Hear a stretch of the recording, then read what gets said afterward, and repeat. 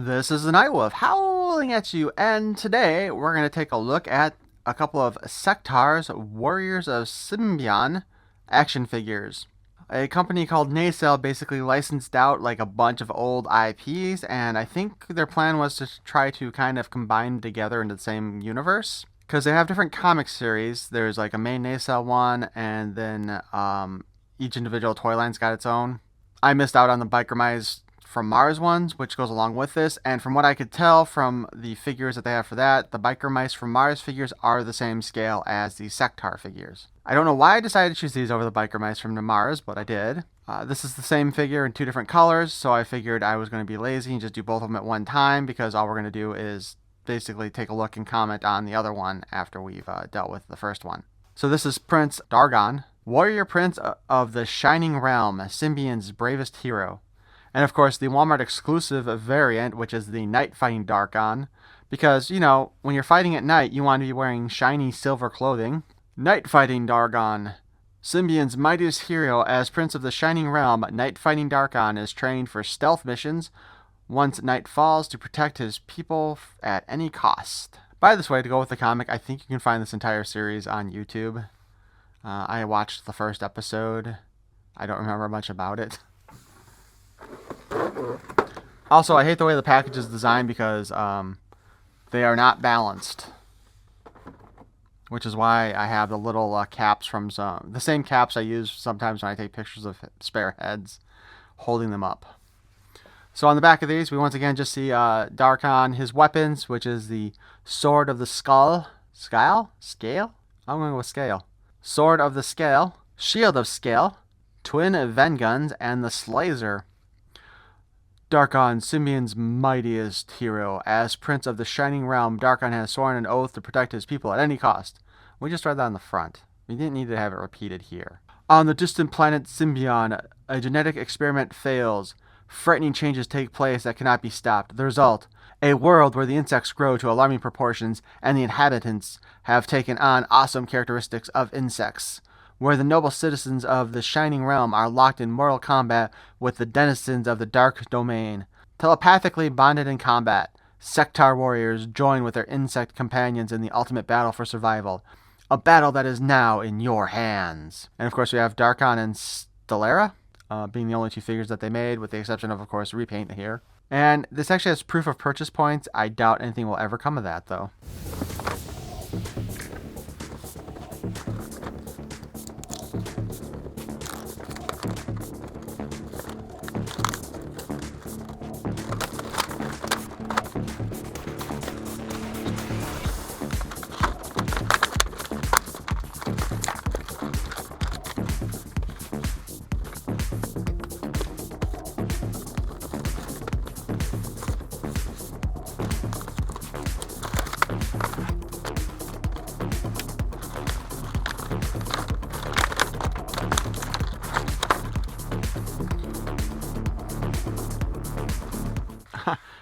Keeping the equipment separated. Not that it really matters because, you know, that's the same thing in the same color. They didn't even bother to like repaint his weapons silver to go with his outfit. Jesus. So right off the bat, I want to note there are no peg holes for stands on these figures. That's, in my opinion, kind of a fail. The copyright says 2023 on the foot. Alright, so let's take a look at this. Articulation-wise, real quick. Well, his head is only on a swivel joint. That's disappointing. There is a little give here, but I'm assuming that's because it's loose. Well, alright, let's just... Maybe it is a ball joint in there. Oh, f***. Ugh. Nope. Not a ball joint. And I do. You can see kind of the damage. I don't know if that's from putting it in or me taking it out. I probably just f***ed this figure, though.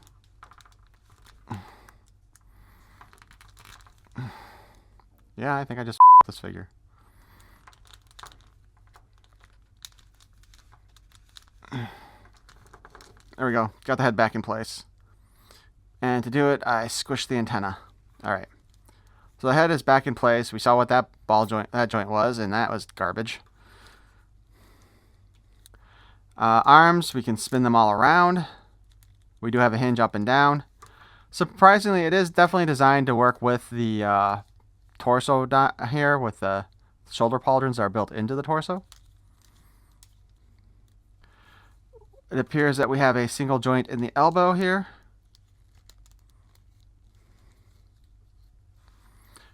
And there's a pin, so we can spin that like that, as with most of our figures with pin joints. I'm trying to see if... Okay, so this is kind of interesting with the hand here. So this actually is independent from the elbow joint. And while it does kind of have a bit of a hinge, and you can kind of feel it wanting to twist, it doesn't really twist. The hand, however, is on a spin joint as well, so there is some extra articulation there that's unusual for figures that we usually pick up, or that I usually pick up.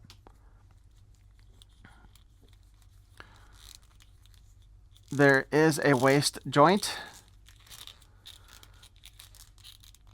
I am not going to try to pop that off like I did the head, because I don't want to deal with that nonsense again.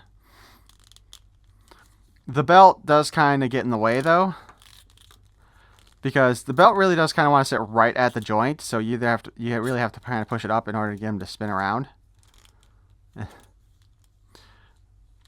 The legs kick forward. And easily, let's be honest, that's a pretty good kick. Wasn't expecting it to be that high. Kicks back's really good too. The out kick, however, not so good. Let's turn him a bit. Get a little bit more if we get the holsters out of the way. It does appear that he does in fact have a double joint in the knee, so there's a bonus there.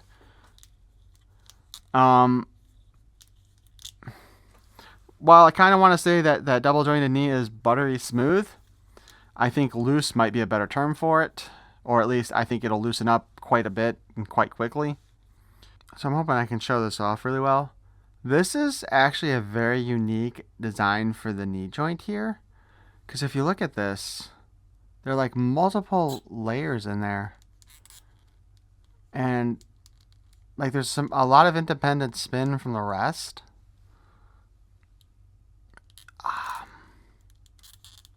This must be why it moves the way it does. So I don't know if they were trying an experimental joint here, because normally it's just a solid piece here pinned in up in that area, but this is like two single pieces pinned into a third piece and then pinned into place. I am not going to try to take the leg apart in order to get a better look at it, though.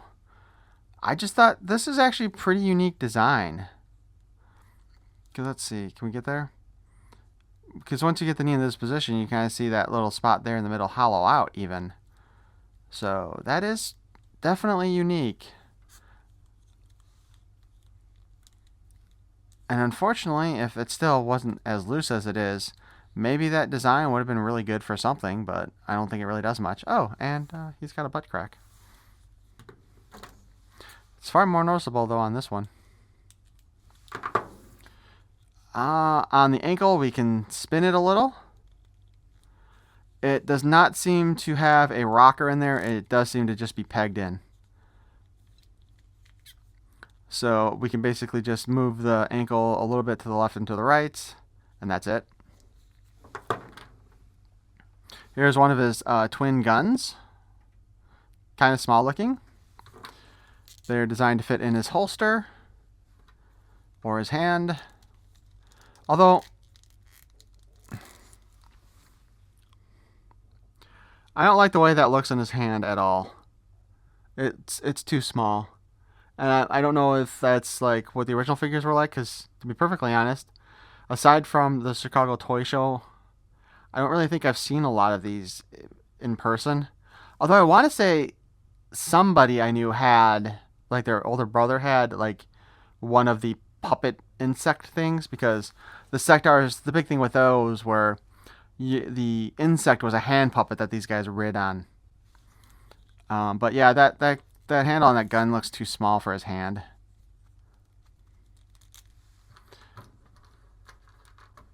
We have his Slazer.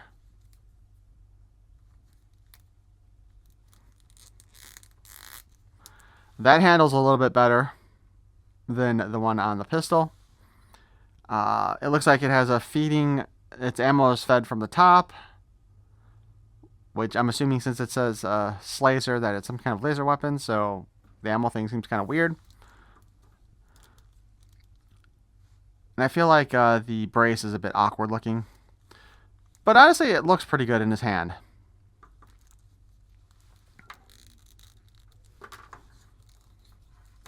Now we have his shield.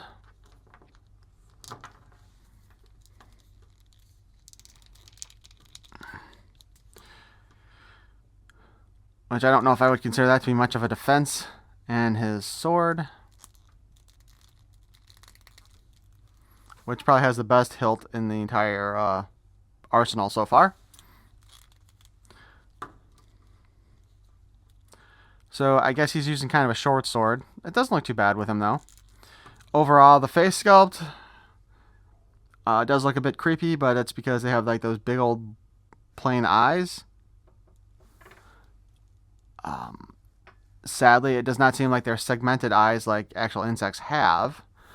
But overall, it's not a bad look. I mean, I'm not going to say any kind of regret on this one, because overall, the overall look on this figure is pretty cool. Though I think I paid too much for them. I think they're either $20 or $24 a piece. This feels more like a $15 figure to me. And like I said, just to go along with that, we do have the Knight version, which is him literally just in a metallic silver.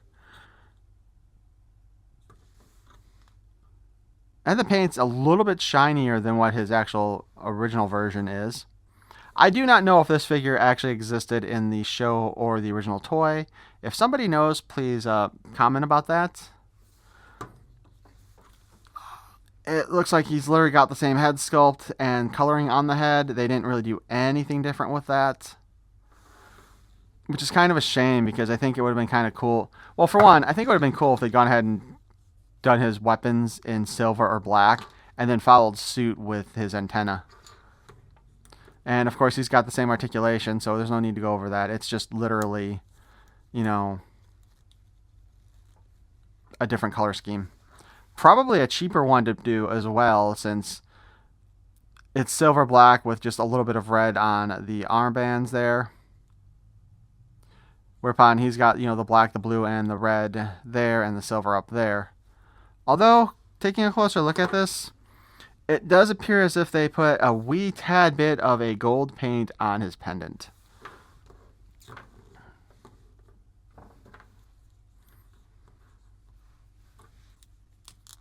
Yeah, his joints feel the same as the other one too, so that's a production design. And I think maybe they did go for the whole trying to make it a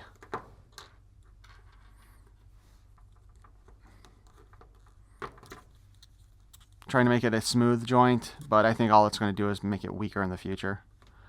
There's also, like, aside from the holsters for the pistols, there's nowhere else on this figure to put any of his other weaponry, which is kind of a shame. I think he could have done well with, like, a backpack of some sort that you could have been added, maybe.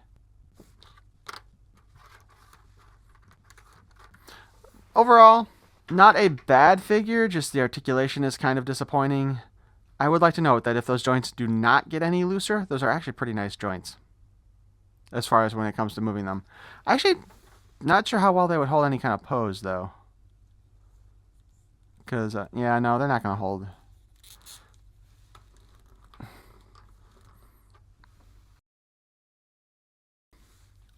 Posing might be an issue. Right now, I've got them in a decent pose here. But you can't rock the ankles in order to get them flat, or both of them flat. You just kind of have to spin them a little bit to try to see where he gets the best balance. And yeah, the knee joints are kind of loose enough that they do slip a bit. I was going to say a naughty word. But anyway, let me know what you guys think, because I have Stellara. I don't know if they're planning on making any more figures for the Sectaurs line. I know they've got the 3 biker mice from Mars. I think they've got their motorcycles available somewhere. And they're also doing Robot Force. And their Robot Force robots do look like they're way different than the original toys from the 80s.